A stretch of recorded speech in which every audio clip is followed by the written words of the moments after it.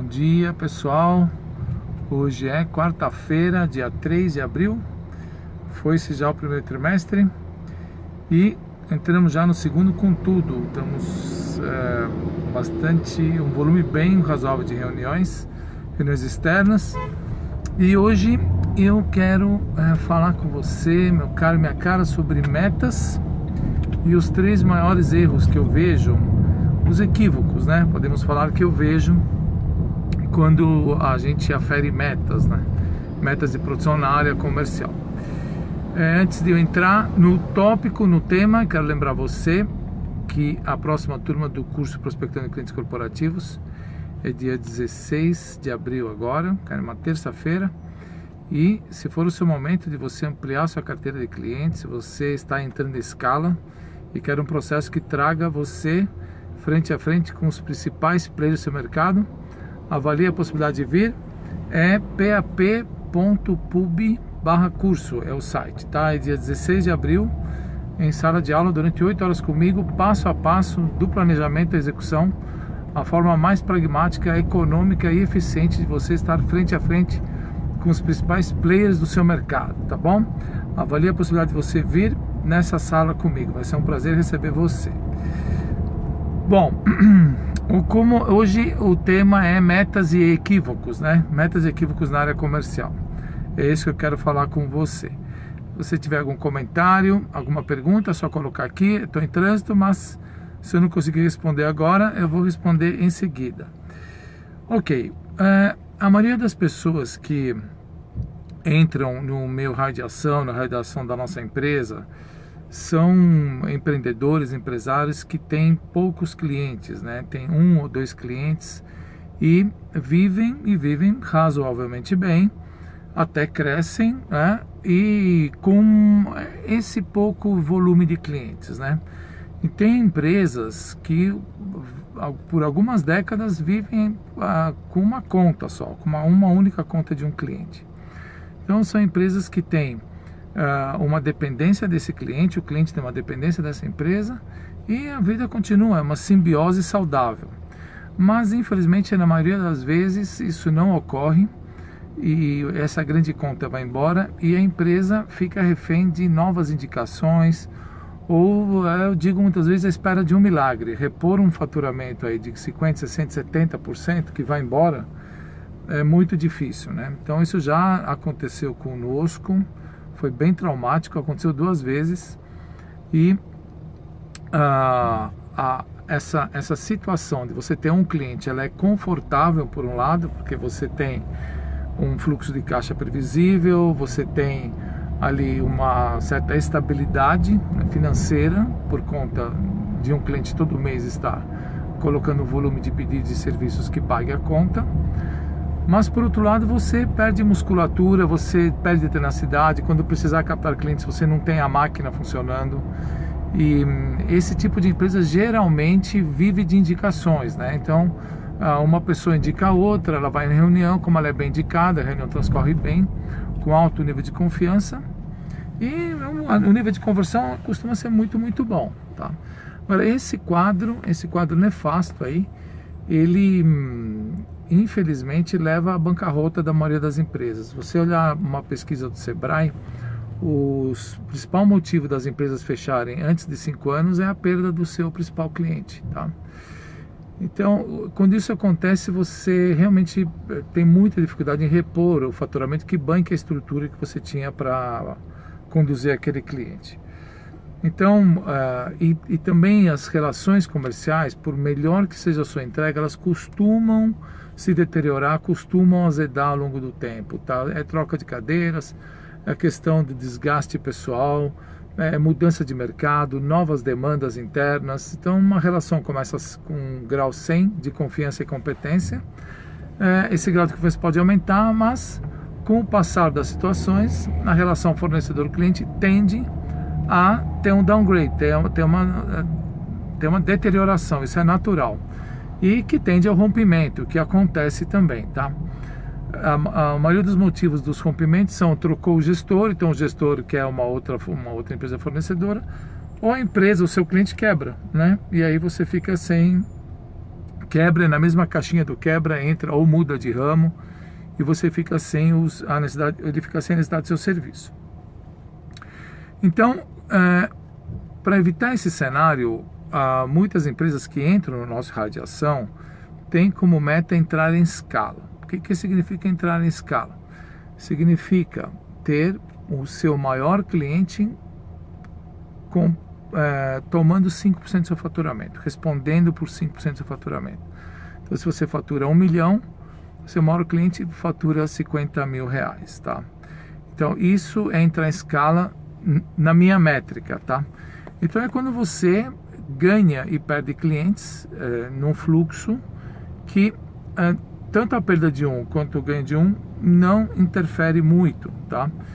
E aí a sua preocupação é a padronização de processos, alta competitividade, entra menos na equação aí a questão dos relacionamentos pessoais, a questão de pessoalidade, sim de concorrência, competitividade, competência, preço bom, valor agregado alto, para que você seja capaz de conquistar clientes frios, né? Que são públicos frios, que não te conhecem, mas enxergam na sua entrega um alto valor e definem por você como a melhor opção para resolver um problema que eles têm, tá?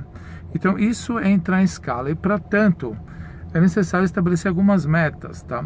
São metas estruturais, metas de produto, uma série de mudanças dentro da empresa.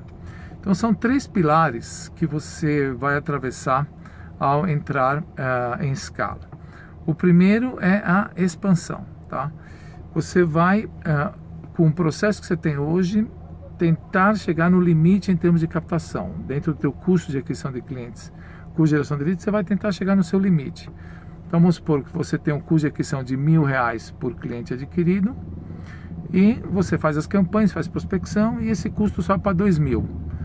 E é um custo insuportável, digamos. Então aí sim você tem que fazer a otimização. Você olhar o que deu certo durante o seu processo de expansão, você tem que parar a expansão porque ela já não está funcionando e tentar otimizar o que ficou de bom durante esse período, tá? E aí sim você vai para modelos alternativos, tá?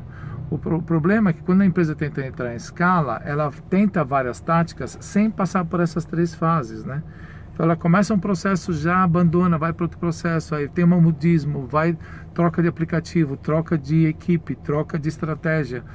Ela não dá um tempo para entrar em expansão e otimização. Todos os processos dão resultado, tá? E todos os processos, esse resultado pode ser melhorado. Vamos supor que você faça um anúncio e teu custo de aquisição está alto, tem como melhorar. Você faz prospecção, não está gerando o volume que você quer, tem como melhorar. O primeiro erro que se comete é essa troca muito rápida de estratégias, que não permite você otimizar nenhum processo, tá? Então, a sua primeira meta é estabelecer um processo que consiga passar por essas 3 fases, tá? Que é a fase da expansão, onde você vai com o processo até o limite dele, né? Quando ele começa a não funcionar mais, que a gente fala que a máquina quebrou. A otimização, que é quando você para de expandir e olha dentro do processo, das mecânicas, o que funcionou melhor e otimiza o que funcionou melhor, descartando o que não funcionou.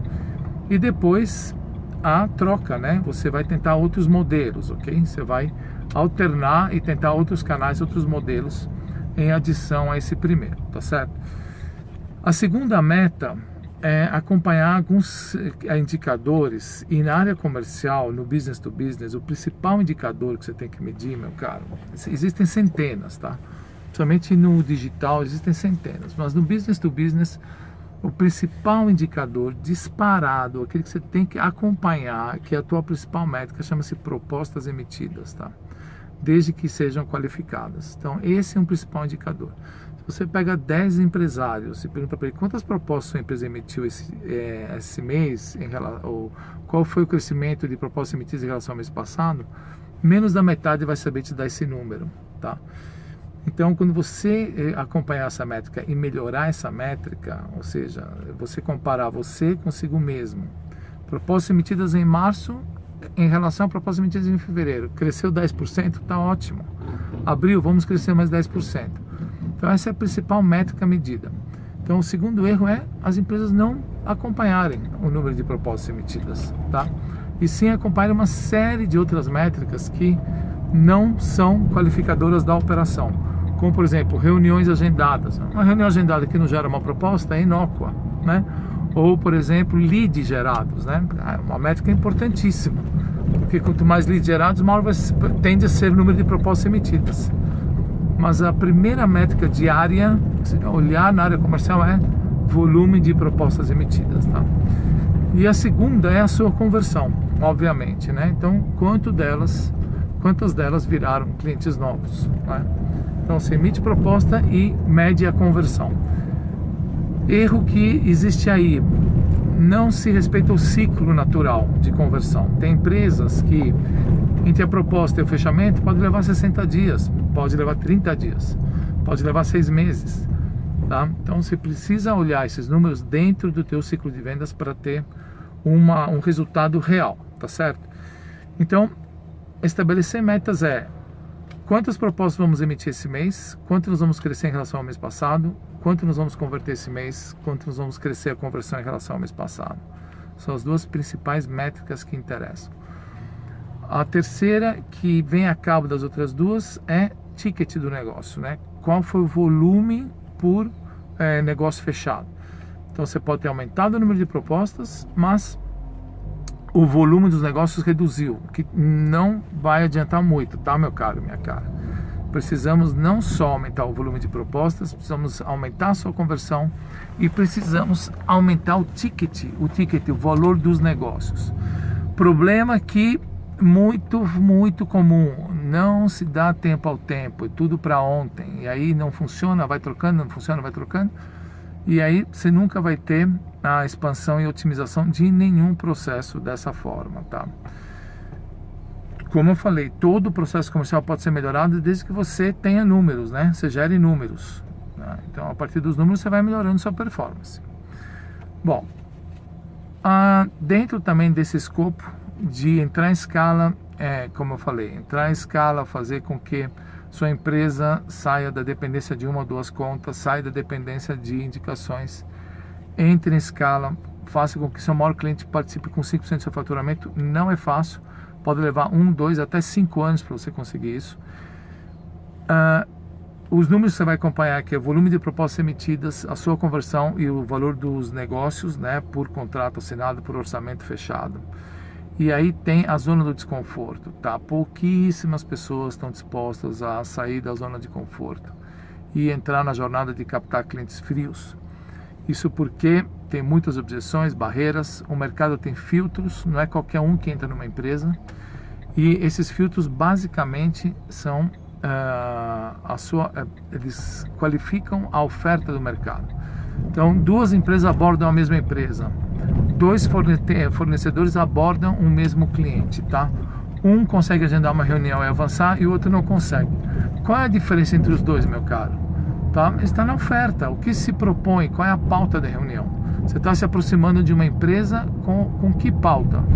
Não, esse é o ponto que a maioria das pessoas também não se atenta. Eles acham que é uma questão de tática, de insistência, de enviar o e-mail 1, do e-mail 2, de mandar um e-mail às 4, às 9. Isso são mecanismos que você pode mudar do dia para a noite. Agora, a estratégia é o que vai fazer você entrar, tá certo? E a oferta que você vai fazer para essas empresas digamos assim, a correlação entre a relevância da sua oferta e a sua penetração, eu diria que é 100%, tá? Então, a zona de desconforto acontece no momento que você tem que criar uma oferta competitiva, quiçá entregar mais, quiçá cobrar menos, quiçá ter um atendimento melhor, dar mais senioridade para a sua área de captação. Tudo isso aí, para uma empresa que vive de um cliente ou dois e por indicações, entrar na zona do desconforto, tá? Primeiro, ter que investir, e dois, ter que esperar, né? Então, isso causa muito frisson para as empresas que não estão acostumadas a ir em públicos frios, tá? Agora, a boa notícia é que é possível e dá certo, tá? Isso porque depois de eu ter mais de 2.000 alunos nas minhas salas de aula, ter dado mentoria para mais de 800, mais de 300 empresas consultadas, as empresas que realmente estão dispostas a entrar em escala conseguem, tá?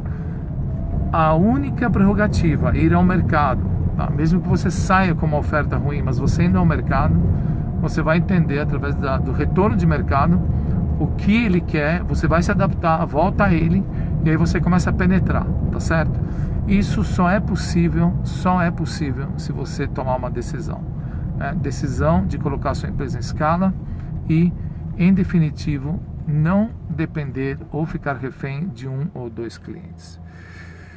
Seria isso que eu teria para passar hoje com relação a depender de um ou dois clientes, com relação a você ter metas e acompanhar as principais metas, entrar em escala e saber, né, que a zona de desconforto está aí, você vai atravessá-la, mas do outro lado está a sua independência. Você não vai mais se ver refém de nenhuma conta, nunca mais um e-mail desse cliente vai abalar, vai tirar seu final de semana, ou uma reunião que ele peça já vai te tirar a paz de espírito, tá? Você não vai depender mais de nenhum cliente, você vai depender do seu mercado. Quero lembrar você, se for o teu momento, estou formando a próxima turma do curso presencial avançado Prospectando Clientes Corporativos. É dia 16 de abril, agora terça-feira. Se for o seu momento, venha.